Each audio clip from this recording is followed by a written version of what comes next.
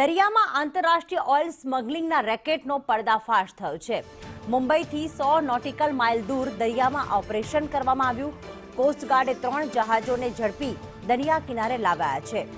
સસ્તું તેલ લાવી અને ભારતીય જળ સીમામાં વેચવાનું આખું કૌભાંડ કરવામાં આવતું હતું, જેનો પર્દાફાશ કરવામાં આવ્યો। હિરણ અમારી સાથે જોડાઈ ગયા છે। હિરણ, કઈ રીતે આખો પર્દાફાશ થયો હતો? 3 જહાજ ભારતીય જળસીમાની અંદર વહન કરી રહ્યા હતા। એ સમયે ઇન્ડિયન કોસ્ટગાર્ડને મળેલી બાતમી અને જહાજોની ગતિવિધિના આધારે તેમને ઇન્ટરસેપ્ટ કરવામાં આવ્યા હતા।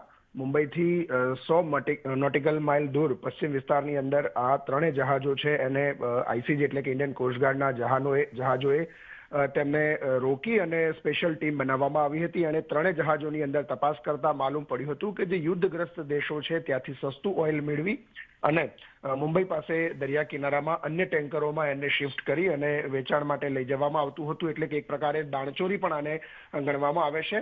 ઇન્ટરનેશનલ કૌભાંડનું આ ઇન્ડિયન કોસ્ટગાર્ડ છે એને પર્દાફાશ કર્યો છે। આ 3 જહાજોના માલિકો છે એ પણ વિદેશી છે। એમના બાબતે પણ તપાસ ઇન્ડિયન કોસ્ટગાર્ડ દ્વારા શરૂ કરવામાં આવી છે।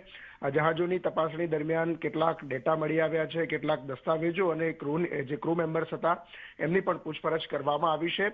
આ એમની જે આખી એમઓ એટલે કે મોડસ ઓપરેન્ડિસ હતી એ આ પ્રકારે અન્ય દેશોમાંથી સસ્તું ઓઇલ લાવી અને બારોબાર દરિયાની અંદર જ કન્ટેનર મારફતે શિફ્ટ કરી અને અન્ય દેશોની અંદર અને ગુજરાત અને ભારતની અંદર મોકલવાનું આખું આ કૌભાંડ હતું। 3 જહાજ મુંબઈના દરિયા કિનારે લાવી અને તપાસ શરૂ કરવામાં આવી છે। આભાર હિરેન, તમામ વિગતો માટે।